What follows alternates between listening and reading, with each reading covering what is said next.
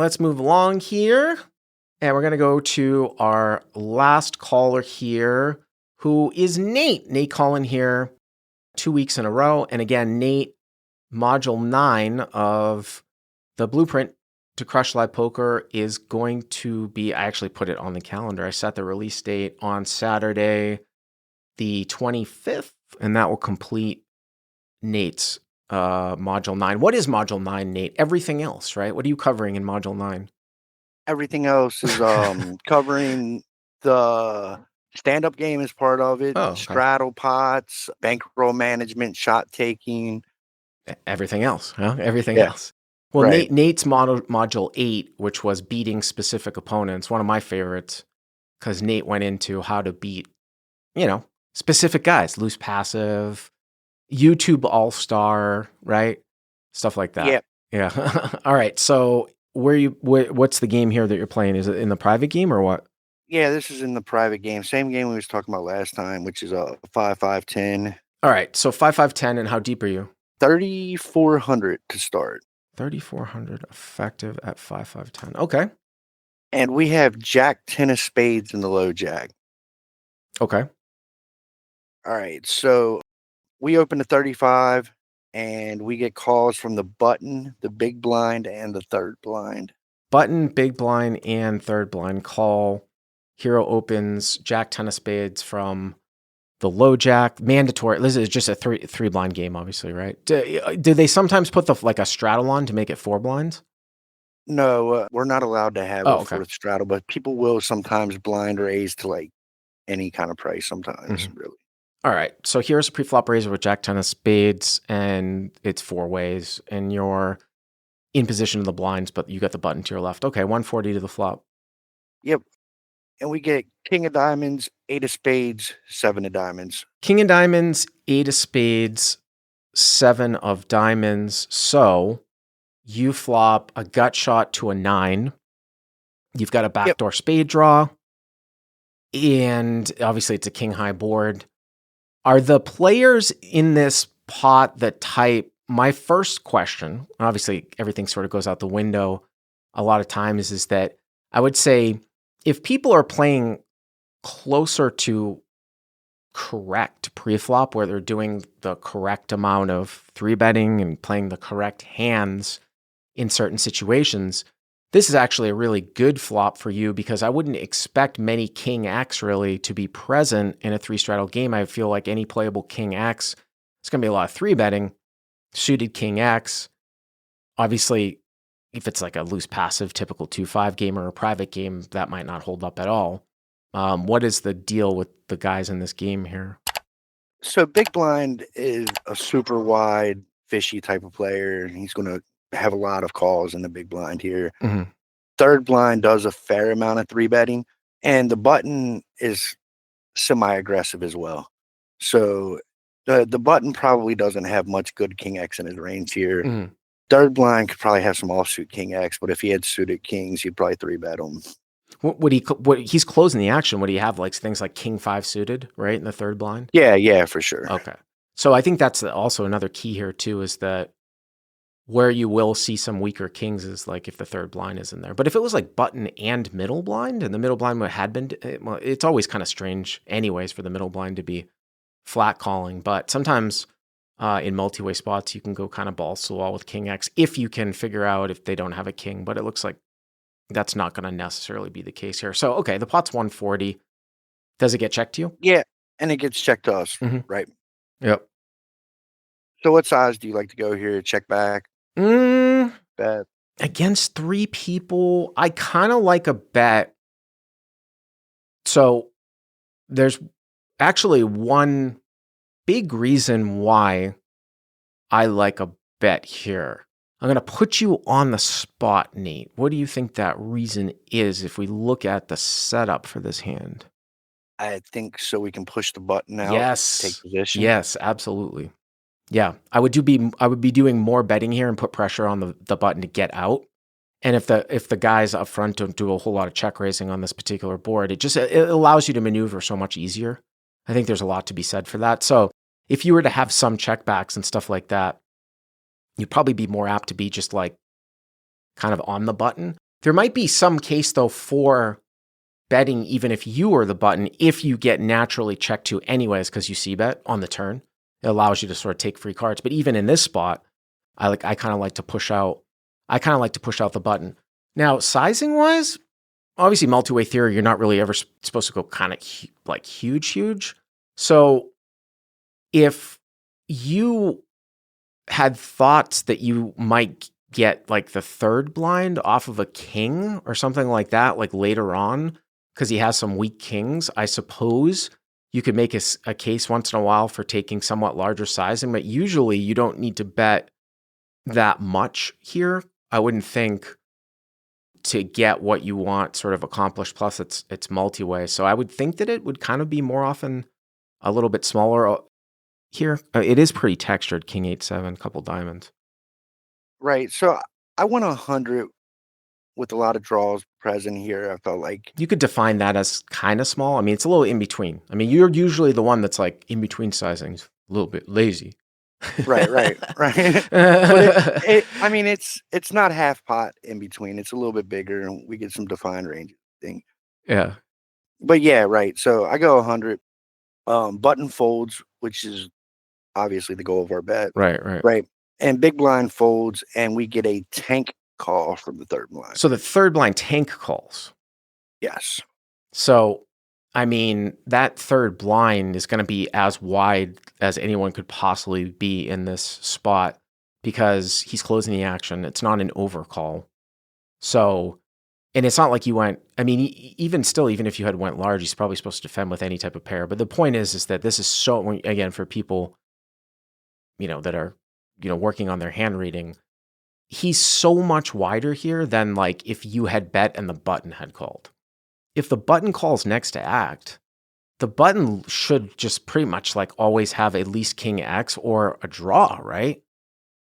Right. If the button had called next to And act. slow plays in there as well. Yeah. But I mean, this guy, he can have an 8X, he can have a 7X. He could have, some weaker draws that he might have folded out, not to an overcall, like 5-6 or something like that. You could have Jack 9. So yeah, I mean, definitely doesn't have to be a king, that's for sure. Right. 100%. Yeah. All right. So 340 the turn. Yep. And we get the queen of spades, which is Oh wow. great card for us. So king of diamonds, 8 of spades, 7 of diamonds, and the turn here is the queen of spades, giving Nate the absolute world. And it's another, not only does it give him a massive amount of equity in terms of a 15 out draw, actually straight flush draw, but it's an overcard to second pair as well. So if this guy was like tank calling with like an 8 or a 7. Now, the interesting part of this though, Nate, because I know you're into bet sizing, it kind of brings up a little bit of a little interesting scenario. So because of the fact that, because normally in a situation where a card is like really, really good for you, but this is usually when it's an overcard to top pair, but when a card is really, really good for you, you get to use like an overbet sizing. Say it had been, instead of king 8-7, say it was like 8-7 deuce, and now the turn's a queen of spades, or a king of spades, right? Giving you like the same, not a gut shot flush draw. You get to use like, big sizing. I guess my question here though is that if he's not going to fold the king anyways, but he'll fold out the 8 and the 7, which is what you're trying to get him to fold, do you need to go really that big here? Or do you think if you go big, he'll fold out like a weak king? Right. So, I mean, this is basically the crux of I wasn't very happy with the size I chose here, and I actually had very similar thoughts that I didn't have to go huge because he's probably calling with a lot of kings, and weak kings we might be able to triple off anyway. So we kind of want to call, get to the river, and make a decision there with him. So I didn't feel like I had to go huge, but I didn't want to go small either. So I landed on an in between size, which I personally don't like. Right. So I end up betting 250 here, and I didn't like the size, but So what do you think the sizing is to get a guy to fold an unconnected 8 or a 7 is here? Like 150, 100, something like that? Yeah, probably, maybe even like 150, 175. I think we need to go a little bigger than 100 because we win 100. We don't really want to same bet ourselves too much. So with your stack size, so that's one part of this, right? So you're saying like, all right, well, I could have gone smaller to get the 7x and the 8x to fold. If well, I was gonna say like, say you could see his hand and it was like king 4 or something like that. You could see his hand. What would the setup be to try to actually get him off of that? Would it be large, or are you saying that you could still go like somewhat smaller and then like blast the river? So I actually think we can go somewhat smaller and blast the river to get him to fold weak kings. What I was thinking about here was also if he has any stronger hands that want to raise off. If we go small, we're going to get raised. And we don't necessarily want to get raised here, right? We're on a draw ourselves. So if he is slow playing anything by any chance, I think sizing up and letting him think his trap is working is a better size than going small. But if he has a single king, I think we can go small and then blast the river to get him off of it. But obviously, we're going to get looked up sometimes as Yeah, but well. this board's getting pretty like wet for a trap, though, don't you think? I mean, is a guy just gonna? I mean, it's king of diamonds, 8 of spades, 7 of diamonds, queen of spades. Ramsey Ramiro says, with this size, nothing that called the flop will fold now. I don't. How you say that, Ramsey? What about like ace 8? What about 6 8? What about 7 6? Of course it doesn't fold, right? I mean, that's all what we're talking about here. Remember, Yeah, with him closing he action, closed the he can action on be the very flop, wide and on the flop, right? right? So third blind checks. Hero bets 250. Okay, and he calls. And yeah, and he tanks for about 15, 20 seconds before calling. Yeah. Tank calls again. Well, what are we left with here in terms of what his range could be? Now, 7x of spades is possible. Remember, it's a backdoor flush draw here, right? So you've got 7x of spades possible, although you have jack 10 of spades, so it cuts some a little bit. There, some sort of straight draw with spades now is also kind of is possible, but it could be a lot of, obviously it can be a lot of king x, maybe some, would he have a single paired queen here in any way? It would have to be queen x of diamonds, right? Yeah, and I think some of these diamond hands that he could have, I start reducing in my mind when he tank calls twice because, like, normally if somebody's on a draw and gets a price, it's an easy call. They don't have much of a decision to make. So I read into the tank that he's not going to have a ton of diamonds here. He's going to have some king X, maybe some weird two pair, things like that, but definitely reducing his diamond combos a fair amount. What do you think about that? That you just think that he's got less diamond combos because he's going to play them. Well, there's got to be a frequency of check raising, right? Well, and I also feel like he's just gonna he's not gonna think as much about what Right. he's doing with his diamonds. He's just gonna call. It's an easy call. So you're saying that the whole tank thing is a little bit. We talk about bet pacing tells. Like I said, I'm not a big live tells guy, but I do feel like bet pacing can be very informative. And it's usually the bet pacing where somebody sort of is in position and doesn't have a respect for like the fact that the river changes the nuts. And every single hand that they would have, whether it's like the nuts or some sort of hand that was the nuts, where the nuts change, every value hand would take time to think. And then they sort of just bet in flow. So it just doesn't make any sense that they have any value hand. Here, you're saying that you're picking up on a bet pacing tell that you don't think that diamonds would really tank call, right? Right. And what you just said is one of the easiest ways to make a call down when someone triples off and just keeps betting across nut changing cards. Right, right. All right. So 840 to the end here. Yeah, and we get the nine of diamonds. Oh, okay. So you make a straight, but the front door diamonds come in.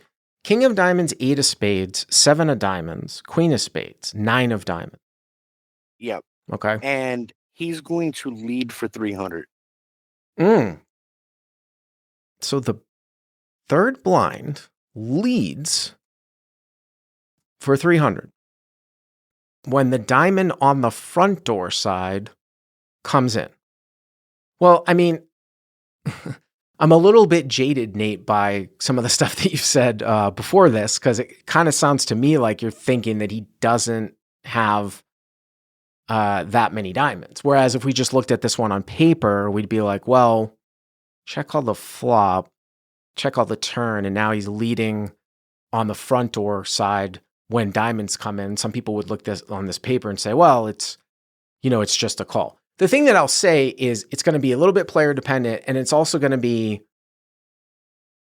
going back to one of the earlier calls on this live stream, you can have the best hand here a ton, but it doesn't always mean that having the best hand warrants a raise because you have to get called by worse more than, say, 50% of the time.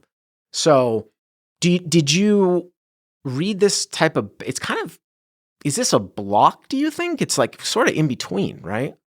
Yeah, I felt like this was kind of a block bet, 300 into about 850, like 1/3-ish size, not wanting to face whatever I may bet when I've went like 2/3 twice in a row. So I kind of read this as somewhat of a block bet. So from the earlier call that we had on this live stream, the caller had suggested, instead of like making in a sort of somewhat of a similar situation, actually making a small. So it's not like he was a little bit shallower, but you do have like the click back. Like that's an option, even if you were shallow. Now, obviously, these guys are much, much deeper. Like, say Nate had started the river, say effective stacks on the river were 1,000 instead of what they are, which is like almost 3,000. So imagine starting this river with 1,000 effective and the guy bets 300. You'd be like, okay, well, sort of gut reflexes, call or shove, right? Call or shove for 1,000 total. You could make it like 650. Here, you even have more stacked up to deal with. So, I mean, if you don't think he has many diamonds here, I mean, you could make a case for kind of making a small raise. Now, at the same time, if you think that a standard race is going to get called by worse because you have some sort of history, then, you can make a case for that too.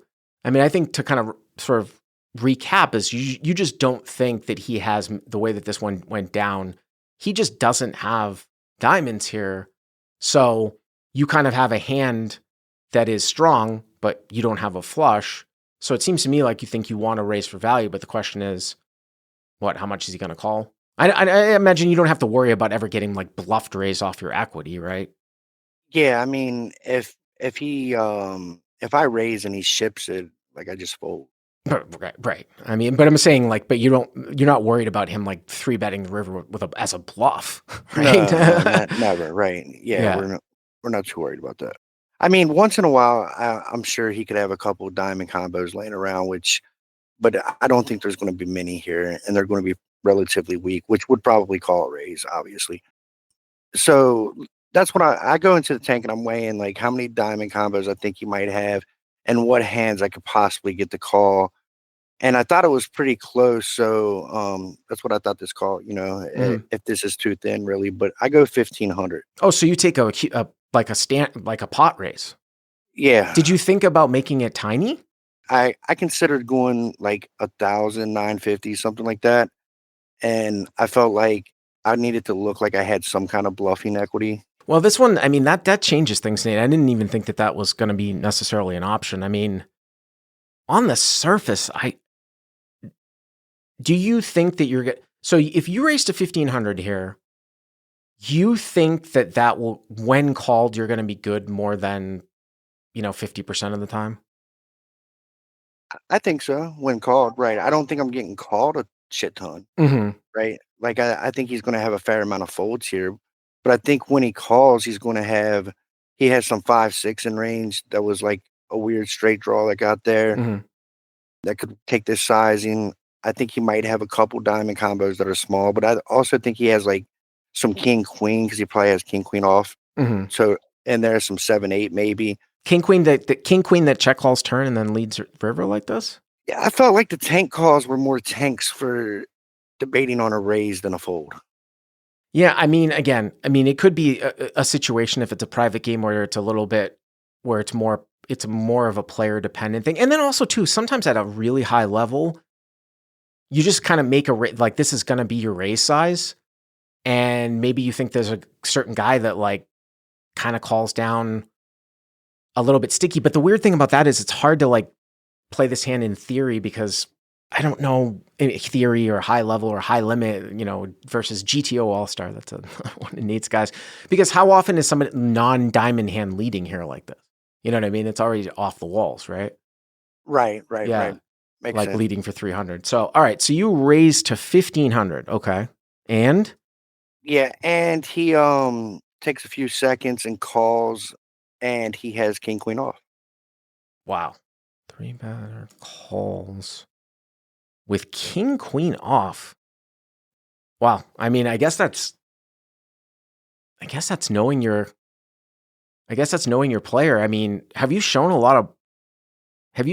down a lot of bluffs in this game? I've gotten called off for a fair amount of bluffs. Yeah. So, and the player pool is kind of small-ish, Mhm. and we've been playing together for months. So yeah, I've had some river bluffs get called off before for sure, which is kind of why I went with the 1,500.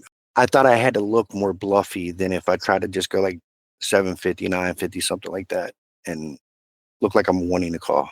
So, if you had I'm just trying to think about like because again, you gotta go back to like the whole you gotta go back to the whole hand. Like if I'm in your opponent's situation and I have to think, okay, like what does Nate start a bet with on the flop, double barrel turn that's a bluff here that arrives like this? Would you have started a bet on the flop with like ace jack with the ace of diamonds? Because I mean, that's what jumps out at me, right? Ace jack with the ace of diamonds turns a gut shot on turn. You have the ace of diamonds. Then this guy, like, you know, sort of blocks at the end.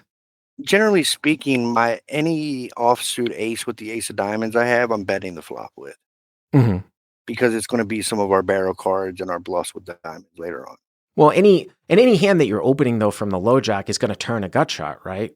I mean, you're not. Are you opening ace 9 off with the ace of diamonds? I guess you could ace 5 off. It's kind of early to open those hands, right? In the No, low I'm jack. not no, don't have ace 9 or ace 5 So it would off. be ace 10 or ace jack, right? With the ace of Right, right, diamonds. I mean, obviously, if you had ace queen with the ace of diamonds, maybe you don't bet turn. right. The turn Yeah, changes things a lot right, with the ace right. queen. Right. So I guess you'd have to be like, well, now if you did have ace jack with the ace of diamonds or ace 10 with the ace of diamonds, you could have played it this way for the same reasons. And then I maybe you do raise the river, right? Yeah, I mean, I probably even go bigger if I was actually bluffing here Mm-hmm.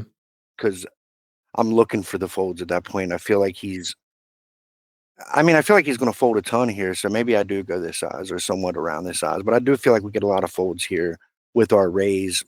And the question is, are we actually good 50% when we get called? And that's what. With your hand, with your jack 10 hand, right? Right, right, right. Yeah. Correct, correct. But if we're bluffing, obviously, we just got to pick the size and risk over risk versus reward. And do we get that much fold? Right. Mm-hmm. Mm-hmm. Well, thanks a lot, Nate. Again, Nate's the part module 9 of the blueprint to crush live poker is coming out in a few weeks. It's always great to talk to you, Nate. Thank you very much.